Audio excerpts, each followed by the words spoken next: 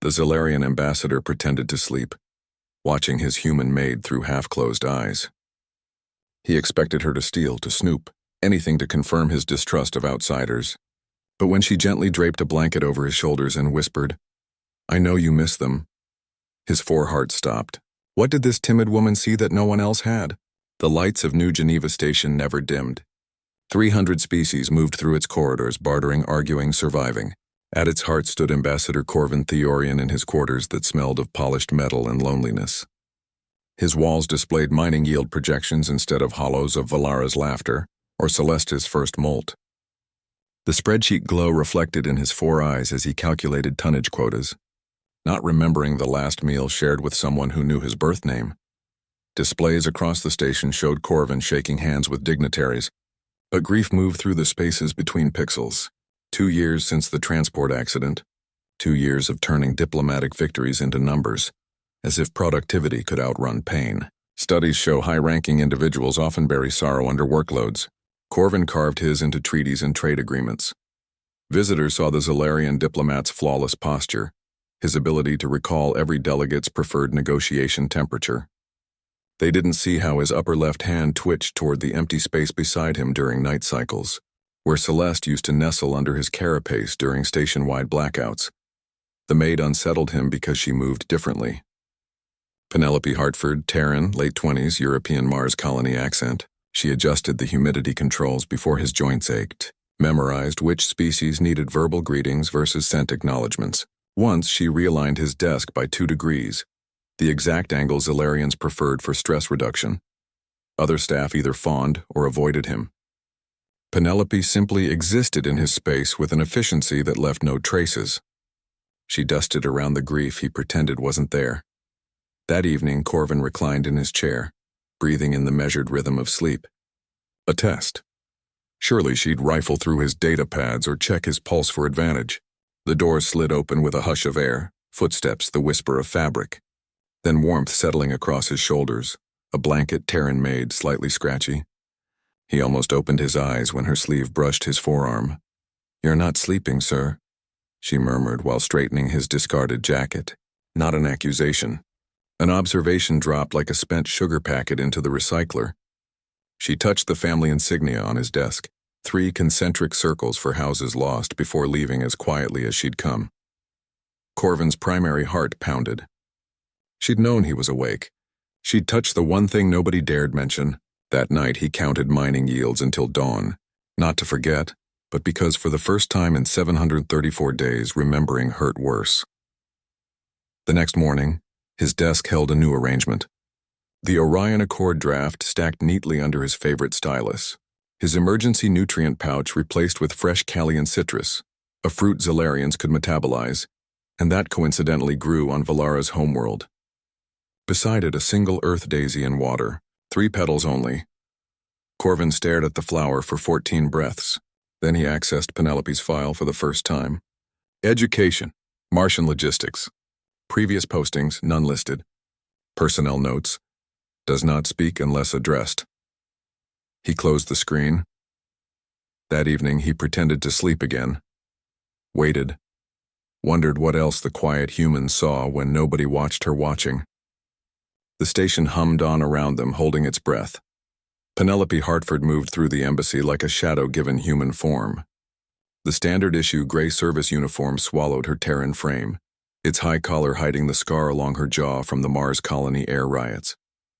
She measured every gesture, how far to extend a tray before a Zexian's eye stalks, how many degrees to tilt her head for a Callian's pheromone receptors. Martian outposts trained children early. Moving unseen meant survival when ration inspectors came. Corvin watched her adjust his studies lighting by 3%, precisely at 1930. The shift imperceptible to most species, but aligning perfectly with Zalarian cortisol drops. She served his evening tonic at 42.3 degrees, without checking the scanner. The exact temperature his secondary stomach could process without reflux. The embassy's other staff relied on protocol alerts. Penelope remembered. He pretended sleep again on the 4th night, listening to her silent movements. She didn't check his pulse as Rigelians would. Didn't scan his data pads as a Tarkian spy might.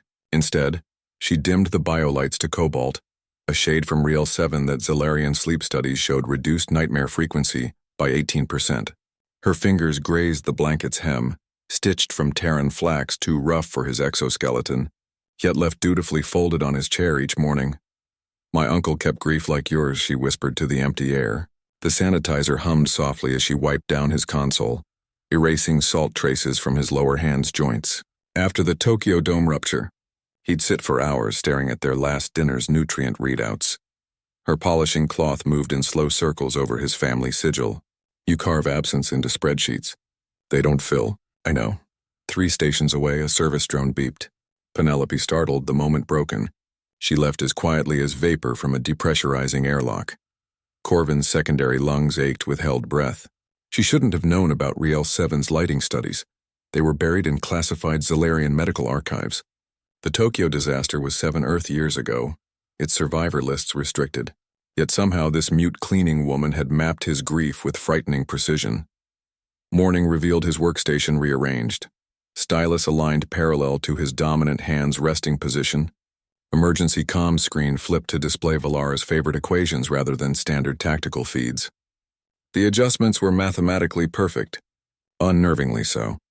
Down in the service corridors, Penelope accepted her daily schedule without comment. The other maids joked about embassy gossip as she passed, about who might replace the Mizari ambassador's disgraced aide, whether the new Zexian envoy preferred Terran or Kalian teas. She neither joined nor avoided them, walking the knife's edge between presence and invisibility. Hartford. The quartermaster tossed her a belt module glowing amber, assigned to the ambassador's private wing again. 3 cycles straight now. Luck or curse. Penelope clipped the module to her uniform without answering. They wouldn't understand how she noticed the exact tremor in a diplomat's pincers, or which archival reports had pages stuck together from something thicker than humidity. Corvin awaited her arrival with a new tension in his carapace. He'd reviewed the security footage 17 times. Not once had she accessed restricted files, yet she'd referenced his wife's research on stellar winds, mimicked his daughter's habit of tucking blankets too tight. That evening, a vase appeared on his desk. 3 earth lilies floated in lazy orbits, kept aloft by a miniature gravity field. Valara's birthday gift to him their last cycle together. The flower's stems trailed slight moisture droplets, each precisely 4 milliliter apart. Only 2 beings in the universe knew he'd wept watching those droplets evaporate. One was dead.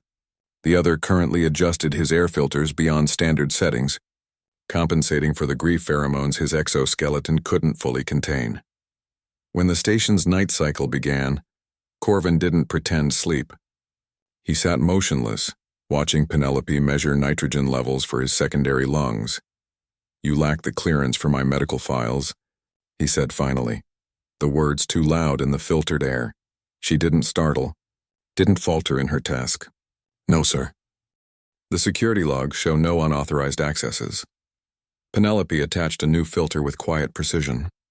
"No, sir." Corvin's tertiary arms flexed involuntarily. "Then explain how you knew—" "The vents, sir." She pointed to the ceiling without looking up. "Zalarian respiration leaves trace elements on intake valves. Your current pattern matches published studies on prolonged bereavement in diplomats." The Tokyo reference was extrapolation. Human stress behaviors manifest similarly across cultures. Her hands kept moving, recalibrating the atmospheric controls as she spoke. Clinical. Efficient. As if dissecting his sorrow was no more remarkable than dusting shelves. Corvin exhaled through his dorsal spiracles, a sound like steam escaping. "You diagnosed mourning through air filters and service records." Penelope allowed herself one blink too long, fatigue showing at last. "Your mineral supplement orders spiked after the accident.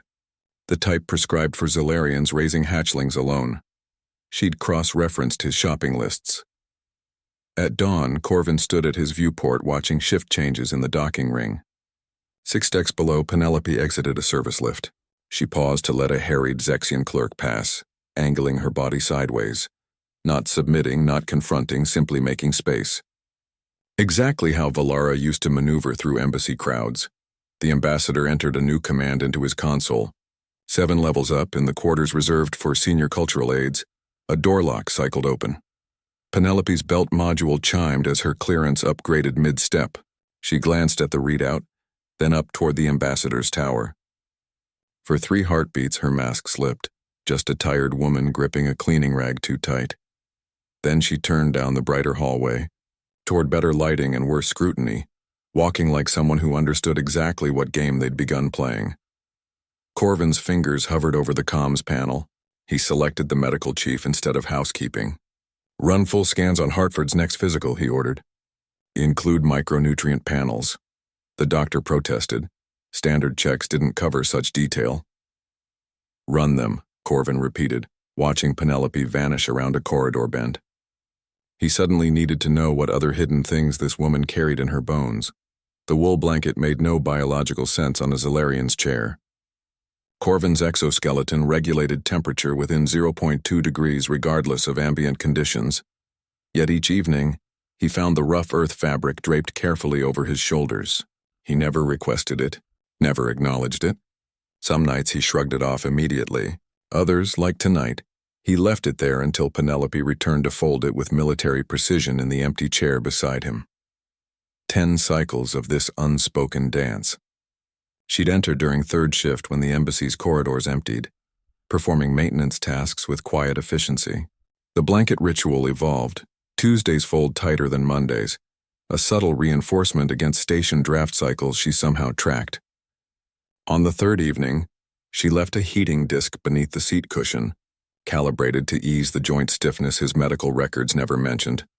Corvin pretended sleep on the 5th night, tracking her movements by sound.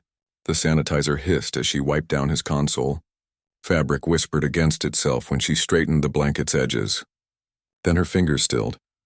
"They called it the long cough on Mars," she said, voice barely carrying over the oxygen recyclers.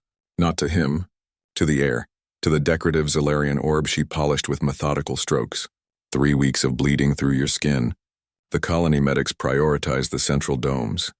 The orb slipped in her hands, thumping softly against the desk before she caught it. Corvin's secondary lungs hitched. A nearly silent "tell me," he thought. Penelope rubbed the orb with renewed focus, as if erasing its momentary tremble. "Outer settlements got vaccines 3 months late. My mother wrapped me in coolant gel packs when my fever hit. She didn't save any for herself." Corvin's breathing pattern shifted. 3 quick exhales followed by an arrested inhale. Classic Zalarian stress response. Penelope paused mid-polish, glanced at his still form, then resumed. "Apologies, sir. Night cycles make shadows too loud." She placed the orb back precisely where Valara had kept it, adjusted the blanket's left edge, and left without another word. They never spoke of it. The next morning, Corvin found a sealed jar on his desk. The salve inside carried the sharp mineral scent of Riel 7's healing clays, blended with something faintly floral, Valara's signature touch. Extensive biochemical analysis later revealed exact matches for treating dermal microfissures caused by prolonged grief states in Zalarians. No order forms existed, no shipments logged. Halfway across the station, Penelope accepted her upgraded nutrient rations without comment.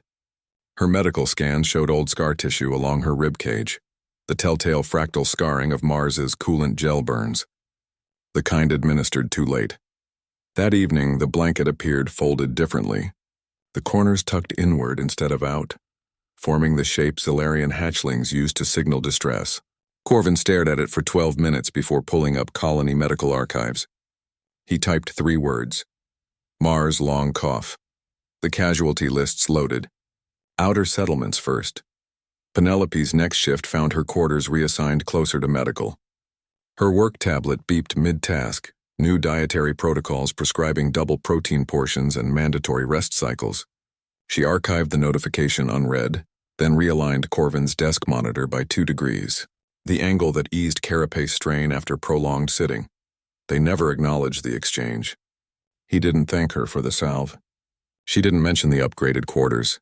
But when Corvin intercepted a report about Terran flu outbreaks in the service corridors, his upper right hand twitched toward the comm panel before stopping himself.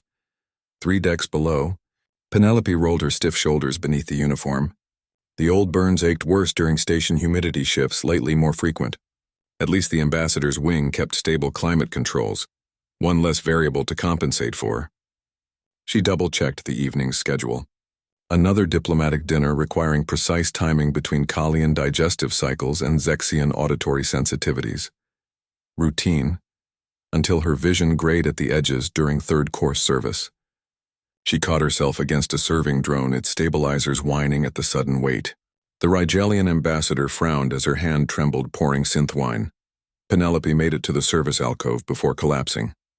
Her last conscious thought? The dessert trays still needed rotating for the Mazzari delegate's sugar sensitivity. Corvin felt it before the alert pinged, a ripple through the embassy's staff comms, conversation stuttering as glances flicked toward servicing corridors. Then his private channel chimed with Dr. Vexel's clipped update. Terran female, Hartford classification, flu complicated by malnutrition. Stable but... Corvin was moving before the message finished. 4 sets of arms adjusted his formal sash. Not toward the meeting with Tarkian envoys, but the service lifts. Protocol demanded quarantined staff remain in medical's lower wards. The lifts opened to gasps. Station Director Prux froze mid-sentence, datapad slipping from her grasp as the ambassador strode into the off-limits corridor. Corvin ignored the slack-jawed nurses, bypassed 3 layers of containment doors, and entered the isolation unit without decontamination protocols. Penelope looked smaller under medical sheets, her breathing shallow but even. Dr. Vexel protested the breach. Solarians lacked Terran disease immunities. Corvin dismissed him with a carapace flare that brooked no argument. He scanned the monitors himself. Temperature 39.1 degrees, oxygen saturation 92%, nutrient levels critical. The screen flagged 6 vitamin deficiencies consistent with prolonged rationing. Below that, another notation. Recent scars along the ribs poorly healed. His lower left hand hovered over the blanket's edge. Solarians didn't touch sick Terrans except with gloves, protective measures for both species. Corvin pulled the blanket higher anyway, tucking it loosely around her shoulders the way he'd watched her do for him 17 times. The nurses exchanged glances. Let them, Dr. Vexel cleared his throat. We've administered antivirals, but her recovery depends on... Upgrade her nutrient plan to ambassador tier. Corvin didn't look up from adjusting the IV flow rate. That's against. Backdate the order to last lunar cycle. Corvin finally turned, his carapace darkening too. The flu shouldn't have been dangerous on New Geneva Station. Its medbays could neutralize Martian lung blight and Rigelian blood parasites within hours. Yet Penelope collapsed during third-course service, her fever spiking to 40.3 degrees before the alarms even sounded. She'd masked symptoms for days, swallowing suppressants between shifts, using station-grade deodorant to hide the sweat.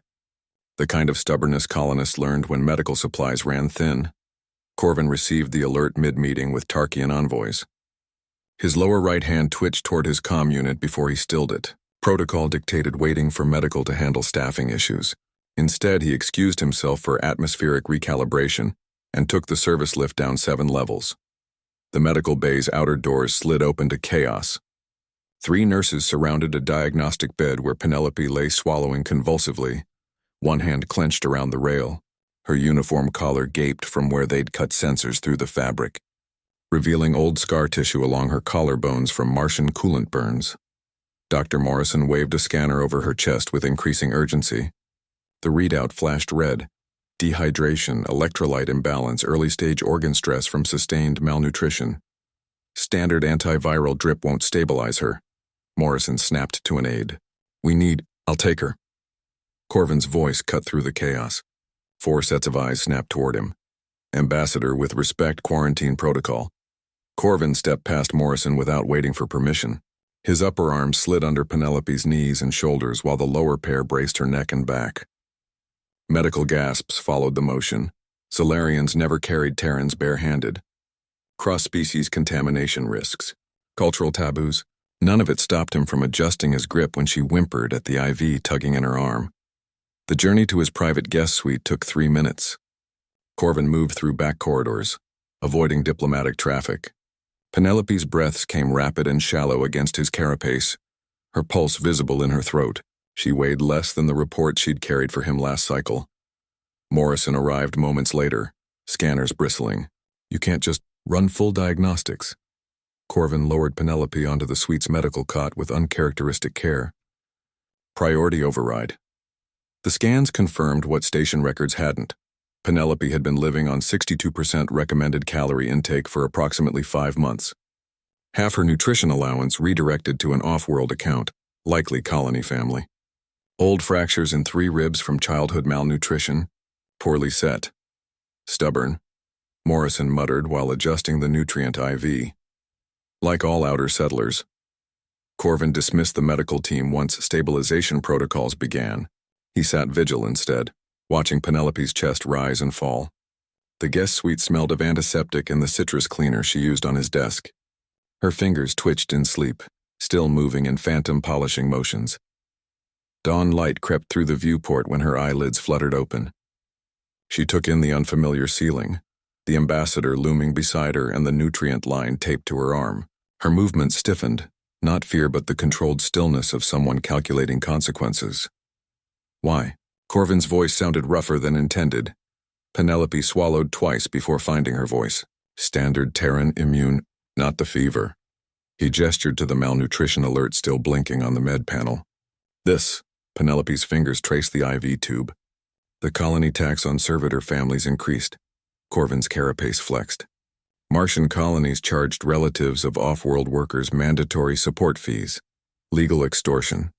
My staff receive living wages. I send home what they'd spend on orbit taxes. The confession lingered in the recycled air. Corvin knew the math.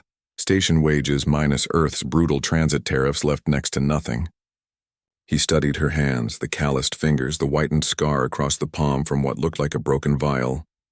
Instruments had confirmed she'd cooked the nutrient reports, careful to never dip below levels that would trigger automatic intervention. You helped me, Corvin said. Why? Penelope turned her face toward the filtered light from the viewport. It sharpened the hollows under her cheekbones. You looked like someone who forgot how to be helped.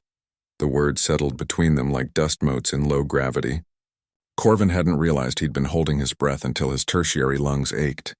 That evening, station bulletins carried an unusual personnel update. Penelope Hartford reassigned as cultural attaché to Ambassador Theorian.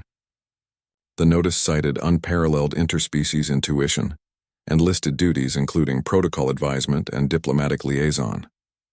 Nobody mentioned the guest suite converted to permanent quarters 2 doors down from Corvin's chambers, or the nutrient dispensers quietly upgraded to ambassador-tier supplement blends. Penelope received the notification in medical rehab. She read it 3 times, then closed her eyes. The scent of citrus cleaner still lingered in her hair. Dr. Morrison handed her a discharge form. Someone's moving up. Pity. You were the only maid who didn't overpolish my instruments. Penelope signed without comment. Her hands shook less now, though the shadow of hunger lingered in her joints. 4 levels above, Corvin reviewed mission briefs for the upcoming trade summit. He adjusted the lighting. 46% brightness, the setting Penelope had deemed optimal for interspecies eye comfort. Studies suggested illness accelerated trust building in hierarchical structures. He hadn't needed research to know the woman who memorized 7 species. Morning rituals from air filter patterns would navigate pirate negotiations better than most diplomats. When Penelope entered the embassy's main hall the next cycle, the staff parted like solar winds around a comet. Attaché Hartford, the Rigelian clerk stammered, scrambling to adjust protocol pads for her new clearance level. She accepted the stack without comment. The uniform felt different. Lighter fabric, no service belt dragging at her hips. Less camouflage. Corvin watched from his office viewport as she crossed the atrium. Her steps hesitated only once, passing the alcove where she'd collapsed. She touched the wall briefly, palm flat against the spot where her knees had buckled, then straightened and walked on. The pirate delegation arrived at 13 on station time, their vessels bristling with illegal mods. Standard procedure demanded Zalarian security teams handle all interactions. Corvin handed Penelope the briefing chip personally. We'll proceed differently, he said. She loaded the files without question. By evening, she'd memorized every captain's known affiliations and weapon preferences. By dawn, she'd cross-referenced them with colonial movements and black market pricing trends. When the pirate flagship hailed them, it wasn't Corvin who answered. Penelope stood alone on the viewing platform, her new attaché badge gleaming. The pirate captain's laugh boomed through the speakers, amused contempt at the slight human woman facing him. Then she spoke. Not in standard trade dialect, but the bastardized Creole of smuggler ships that haunted Mars' outer lanes. The captain's smirk vanished when she referenced his niece's enrollment in the Callisto Music Academy, information buried in encrypted shipping manifests. Corvin observed from the shadows as Penelope negotiated, her Terran modulation dropping at precise intervals to mimic pirate speech patterns. She offered no threats, no bribes, just quiet observations about supply shortages near the captain's home asteroid cluster. By summit's end, 3 pirate clans agreed to demilitarized zones. Penelope didn't smile during the signings, but Corvin noticed the exact moment she spotted the concessions for Martian outer colonies tucked into Clause 17.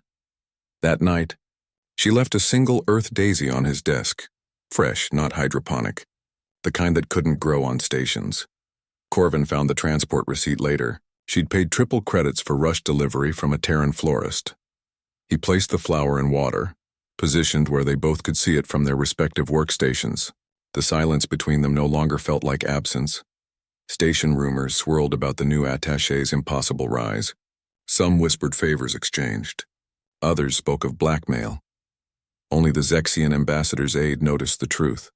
How Corvin's 4 hands no longer clenched during briefings, or how Penelope's uniform now included small badges from 6 different species pinned discreetly at the hem. Honor gifts, the kind given for saving lives. 3 cycles later, when raiders seized a Kalian supply vessel, it was Penelope who devised the rescue plan using misdirection and T-service schedules. And when the Tarkian delegation accused Corvin of espionage, it was Penelope who proved their own aide had fabricated evidence by recognizing his tell from how he adjusted his left sleeve when lying. The station adapted around them. Junior staff left blankets on chairs after late shifts. Nutrition specialists revised meal plans to include colonial dietary scars. Near the ambassador's wing, someone planted Terran flowers in the hydroponic gardens. Corvin no longer tracked outputs before sleeping. Instead, he reviewed mission logs with Penelope, their voices low over shared data screens. Sometimes she fell asleep midway through, her forehead resting against the cool metal of the desk. He never woke her, just adjusted the lighting and waited as she once had for him. The station hummed on around them, less lonely than before. The pirate fleet arrived during New Geneva Station's sleep cycle. Their ships bristled with illegal pulse mods, their boarding clamps locking onto airlocks before security could engage shields.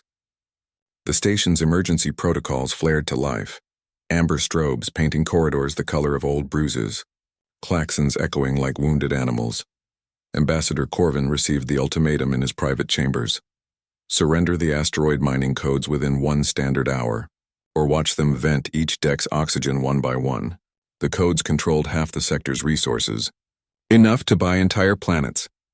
Penelope intercepted the transmission while recalibrating the embassy's defense matrix. She didn't rush to Corvin's side, didn't call security. Instead, she accessed personnel files from 7 species navies, cross-referencing them with known pirate manifests. When she finally approached Corvin, her uniform sleeves were rolled to the elbow, grease smeared across her left wrist where she'd jury-rigged a bypass on the comms hub. "They'll expect you to negotiate," she said, laying a datapad between them. Corvin's lower hands flexed. The screen showed dossiers on 3 pirate captains, their favored tactics, their preferred interrogation methods. Every file highlighted the same blind spot. They viewed non-combatants as background noise. Penelope tapped the Ryalian captain's profile. "But they won't expect your attaché to betray you." The plan unfolded with surgical precision. At 0547 station time, Penelope stumbled into the central hangar where pirates held hostages. Her hair was disheveled, uniform torn at the shoulder, carefully shredded along pre-weakened seams.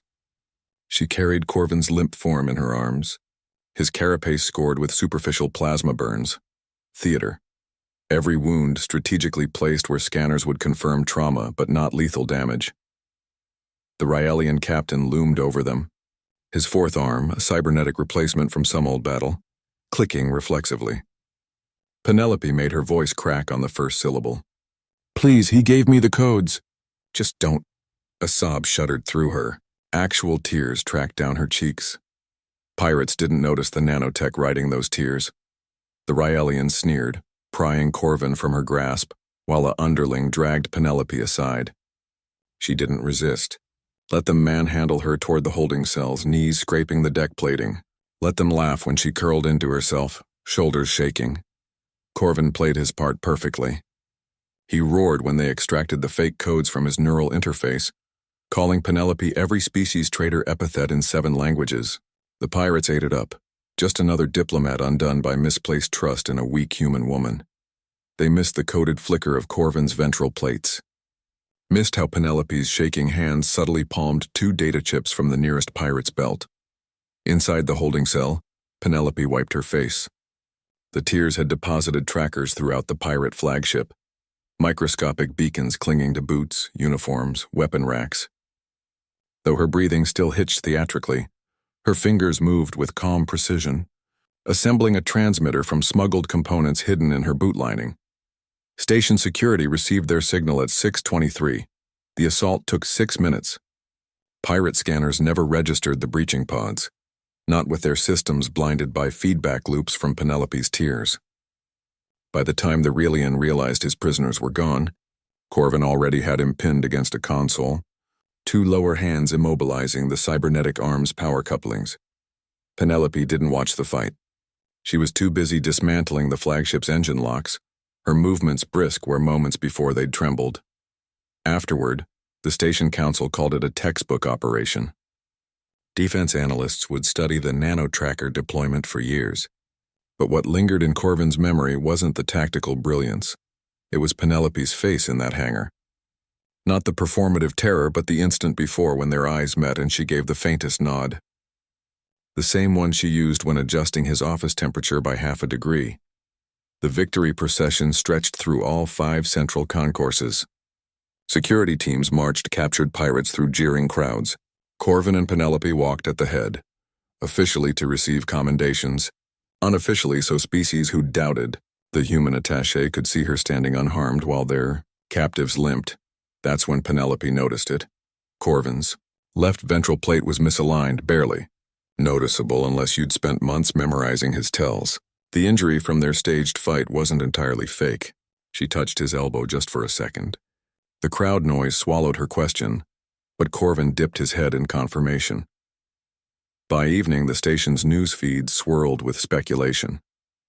How had security located the pirate flagship so precisely? Why did the Ryelian captain keep clawing at his own eyes? Penelope sat in the embassy's medical wing, watching Corvin's claws move through a diagnostic sequence. His carapace would heal within days. Her hands were less certain. They still shook occasionally, adrenaline working its way out of her system. "You held back during the takedown," she said. Corvin flexed his primary hand. The Ryelian's cybernetic arm lay in pieces on a nearby tray, dismantled by security techs. "You noticed." Penelope lifted her own hand, studied the tremor. "Occupational hazard." The medical suite's door chimed. Station Commander Vex entered, datapad glowing with official seals. "Council wants to endorse your nano-tracker design for fleet-wide use." He hesitated. "They're calling it the Hartford Protocol." Penelope blinked. "That's Procedure 842B, she said. "Martian dock workers used it during the Ryelian blockades. I just added the tear dispersion." Vex's eye stalks twitched. He'd expected pride, maybe a demand for credit. Not this quiet deflection.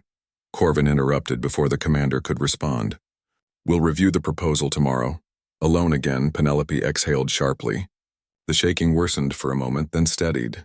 Corvin didn't offer empty reassurances. Didn't pretend her hands weren't damaged or that the pirates wouldn't have killed her if the ruse failed. Instead, he rotated his injured ventral plate toward the med scanner. "Adjust the alignment by 3 degrees. Penelope's fingers found the controls instinctively.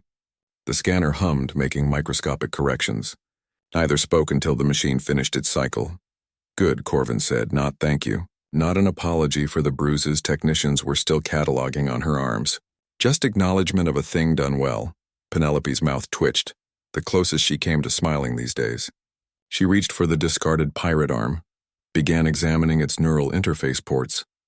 They still had debriefs to complete, security reports to file.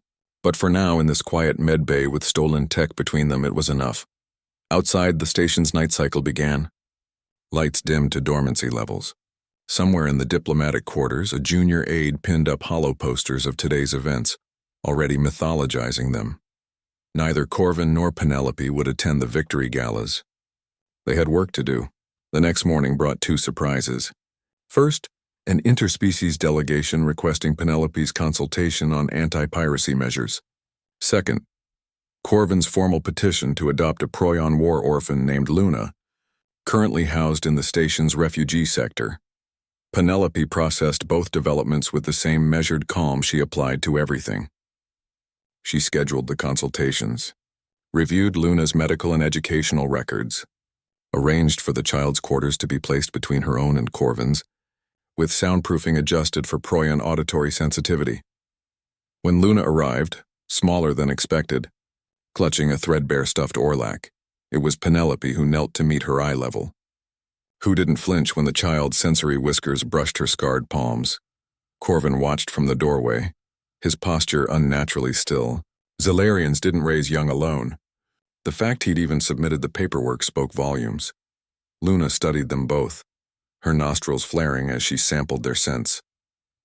Then in halting galactic standard, "Do you have real blankets here?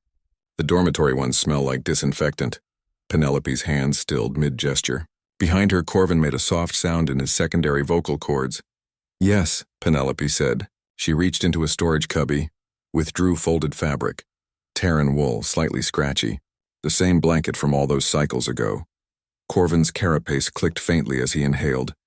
Luna took the blanket, pressed it to her face. "Good," she declared. The station spun on around them, endless politics, endless threats. But for now, in this small room with its mismatched occupants, something quiet took root. No one mentioned how Penelope's hands didn't shake when tucking Luna in that night, or how Corvin's 4 hearts beat slower watching them. The central concourse of New Geneva Station had never been this quiet. 300 species stood motionless beneath the artificial auroras, holding their varied breaths as Penelope walked toward Corvin. Her dress rippled between silver and cerulean, Zalarian silk woven to shift with body heat. The hem brushed against lunar cotton lace, its Terran fibers grown in low-gravity hydroponics. She carried no flowers. Instead, her hands cradled a polished fragment of Mars basalt, its rough edges worn smooth from years of secret touching inside her uniform pocket. Corvin wore Earth formal attire adapted for 4 arms, the jacket's seams reinforced where his carapace met fabric. His lower left hand twitched not from nerves but adjusting the translator bud behind Luna's ear. Their Proyon daughter fidgeted between them, her sensory whiskers vibrating with suppressed energy. She'd spent weeks memorizing the ceremony's 3 languages, correcting diplomats twice her age when they mispronounced the Zalarian bonding vowels. Officiant Henderson cleared his throat. His certification badges clinked, 7 religious ordinations and an interspecies union license dangling from his robe. "We gather to..." The words tangled in his mouth as he tried switching between Terran and Zalarian phrasings. Luna sighed loud enough to register on nearby audio sensors. "Elder light blesses what hearts choose," she corrected in perfect High Zalarian, then repeated it in Proyon click-speak and Terran English. The crowd murmured. Nobody had taught her the bonding words. She'd learned them listening to Corvin practice late at night. Penelope's lips quirked. 3 cycles ago, this child had been cataloging war orphans by nutritional needs in the refugee sector. Now she stood straight-backed between them, proudly wearing a hybrid sash.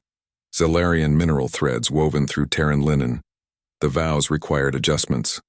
Corvin knelt, bringing his primary eye level with Penelope's face. She still needed the elevated platform, its height calculated to match Zalarian courting postures. When their foreheads touched, the closest they could approximate a kiss, someone gasped. Not at the interspecies contact, but at the way Corvin's vents flared open, releasing a cloud of familial pheromones usually reserved for hatchlings. Station feeds captured the moment. By nightfall, it would broadcast across 12 systems with captions like "boundary crossed" and "first of its kind." None of that mattered to the trio now.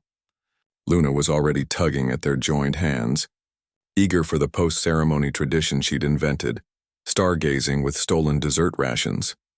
Their wedding night passed on the observation deck, surrounded by half-eaten pastries and Luna's excited chatter about celestial navigation. Penelope traced shipping lanes on the viewport while Corvin pointed out Riel 7's pulsar. Their daughter corrects them both, citing stellar cartography text she'd accessed without clearance. No one mentioned how naturally they'd rearranged themselves, Penelope's head resting against Corvin's secondary shoulder, Luna curled between his lower arms, all of them wrapped in that same scratchy Terran blanket from so many cycles ago. The security feeds discreetly panned away. Morning brought adoption inquiries from 3 war-torn systems. The forms stacked neatly beside Luna's half-assembled model frigate. Penelope sorted them by pediatric trauma levels while Corvin reviewed educational requirements. Their eyes met over sleeping Luna's head, her whiskers twitching with dreams. No words needed. The station's newest plaque appeared outside their quarters by lunchtime, engraved with the phrase Luna had shouted when Henderson botched the vows a second time. Love is the only universal translator that matters. Maintenance crews let it stay. 6 decks below, in the hydroponics bay, someone planted earth daisies alongside Zalarian crystal blossoms, their roots tangled underground, sharing nutrients in the dark. The ambassador's quarters no longer smell of polished metal and spreadsheets. Corvin leaves mining yield reports unread on his desk, listening instead to Luna's sleep-murmured equations in 3 languages, to Penelope's steady Terran breathing beside him. The station broadcast called their union boundary breaking, but the truth lives in smaller moments. How Penelope's hands no longer shake calibrating air filters. How Corvin's carapace has warmed to sunlight hues instead of defensive grays. The newest plaque outside hydroponics bears their daughter's words. Tomorrow's a new day. Choose who you'll become in it. 6 decks below, earth daisies now grow tangled with crystal blossoms, roots entwined underground.